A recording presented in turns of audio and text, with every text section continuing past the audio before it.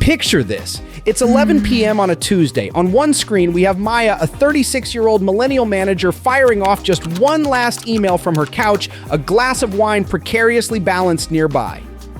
On another, we see Leo, her 24-year-old Gen Z team member, who has just posted a story from his rock climbing gym, his work laptop, having been shut, sealed, and forgotten at precisely 5:01 p.m. Who's right? Is Maya a dedicated workhorse or a victim of burnout culture? Is Leo a slacker? Or is he the sanest person in the office? And the most important question, which one are you? The answer is far more complex than lazy versus workaholic. It's a story of economic crashes, digital overload, and a quiet revolution in what it means to be successful. To understand the key trends these two generations are creating in the modern workplace and finally decode the biggest source of office tension today, you need to keep watching.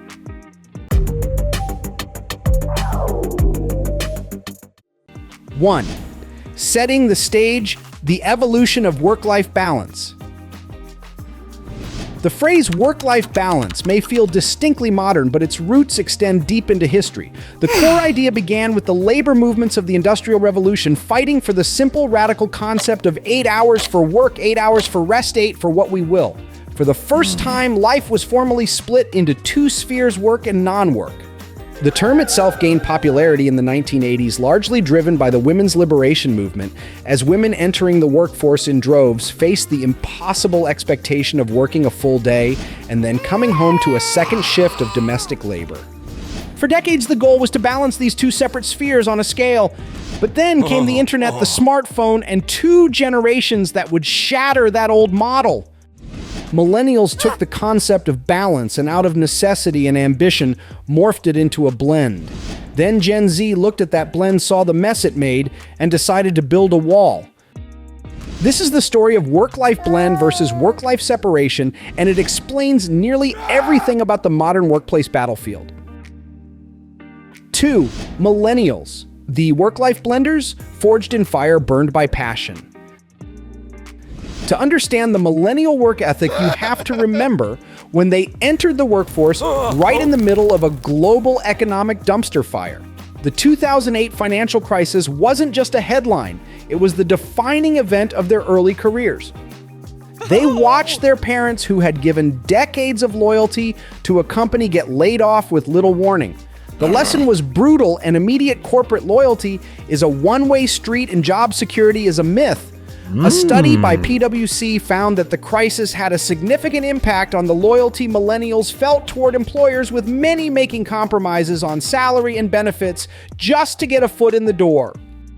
In a world of scarce, unstable jobs, the old rules no longer applied. So a new mantra emerged: do what you love. This wasn't just a luxury, it was a survival strategy. If a company could lay you off at any moment, the only real security was in building your brand, your skills, and your passion projects. This thinking gave birth to the passion economy and its demanding sibling hustle culture. The idea was that if you were passionate about your work, it wouldn't feel like work. It was a coping mechanism for an unstable world. This passion, of course, doesn't clock out at 5 p.m. It led directly to what we now call work-life blend or work-life integration. Answering emails at dinner, taking a work call on a Sunday, or brainstorming on vacation became normalized. It wasn't always seen as exploitation. For many millennials, it was a sign of dedication, a necessary part of getting ahead in a hyper-competitive landscape where you had to constantly prove your worth. Colleagues became a work family and office boundaries dissolved. This culture created the work martyr, the employee who wears exhaustion as a badge of honor, feels guilty for taking vacation, and secretly judges colleagues who leave on time. The numbers on this are shocking. According to a landmark study by Project Time Off, a staggering 48% of millennials believe it is a good thing to be seen as a work martyr by their boss, a rate far higher than any other generation. They are the generation most likely to feel that they are replaceable and that they have to show complete dedication to keep their job. The result of this relentless hustle was predictable and devastating mass burnout. The always-on mentality fueled by technology and economic anxiety made millennials the undisputed burnout generation. This isn't just a feeling. A 2021 Zapier study found that 73% of millennial employees have experienced burnout, and a similar study found nearly 7 in 10 are constantly checking work messages outside of work hours. Their approach to work wasn't a choice. It was a conditioned response to economic trauma. The work-life blend wasn't a preference. It was a shield against the precarity they inherited. 3. Gen Z, the boundary builders, learning from the burnout. Generation Z had a front row seat to the millennial burnout crisis. They watched their older siblings, cousins, and first managers sacrifice their mental health on the altar of hustle culture, and they collectively said, no thank you. They learned from the mistakes of the generation before them. For Gen Z, a job is primarily a transaction, not a calling. They work to live, they don't live to work. Their identity is not fused to their job title. This is a radical departure from the millennial search for meaning within their career. While purpose at work is still important to them, it's balanced against a fierce protection of their life outside of work. This philosophy manifests as a demand for strict work-life separation. 5 o'clock means laptops are closed. After-hours notifications are muted. This attitude is the engine behind the viral trend of quiet quitting, which exploded on TikTok in 2022. Quiet quitting isn't about being lazy or slacking off. It's about acting your wage. It is the conscious, deliberate decision to perform your job duties exactly as specified in your contract and no more. It's a rejection of the unpaid extra mile that was implicitly expected of millennials. It is in essence a rebellion against the work martyr. Gen Z's priorities are fundamentally different, and the data is overwhelmingly clear. In a massive global survey by the recruitment firm Randstad, for the first time in the survey's 22-year history, work-life balance surpassed pay as the #1 motivator for employees. And for Gen Z, a stunning 76% prioritized that balance over a higher salary. Another survey by the Top Employers Institute found that 62% of Gen Z would willingly accept a lower salary in exchange for a better work-life balance. This isn't just about having more time for hobbies, it's about self-preservation. Gen Z grew up in an era where mental health was destigmatized and they treated it as a non-negotiable priority. According to a 2024 Deloitte survey, 46% of Gen Z report feeling stressed or anxious all or most of the time. They see firm boundaries not as a perk, but as a critical mental health necessity. Quiet quitting, therefore, isn't laziness. It's a calculated act of economic and emotional self-defense. It's a rational response to seeing the negative outcome of millennial overexertion burnout with no guaranteed reward and deciding to protect their most valuable asset, their well-being. 4. The collision when blenders meet builders. So what happens when a millennial manager conditioned to see after-hours availability as dedication manages a Gen Z employee who sees it as a violation of their time? You get friction, you get misunderstanding, you get the central conflict of the modern office. Let's play out a few scenarios that are happening in offices every single day. A millennial manager sends a 7 p.m. Slack message, "Hey, quick thought for tomorrow." In their mind, they're just being efficient, getting a thought down before they forget it. They don't necessarily expect an immediate reply. But the Gen Z employee on the receiving end sees a notification that shatters their evening peace. Their phone, a tool for social connection, has been invaded by work. They think this couldn't have been an email scheduled for 9 a.m. Or consider this, it's 4:45 p.m. and an urgent client request comes in. The millennial manager who sacrificed their 20s for their career asks their Gen Z team member to stay an extra hour to help. The Gen Z employee politely declines, saying they have plans for the evening. The manager might perceive this as a lack of commitment or not being a team player. The employee sees it as simply honoring the boundary between their paid time and their time. It's a clash of unstated expectations. Millennials often value availability and responsiveness as proxies for commitment. Gen Z values efficiency and outcomes within their contracted hours. And neither is inherently wrong, but they are speaking completely different languages of professional dedication.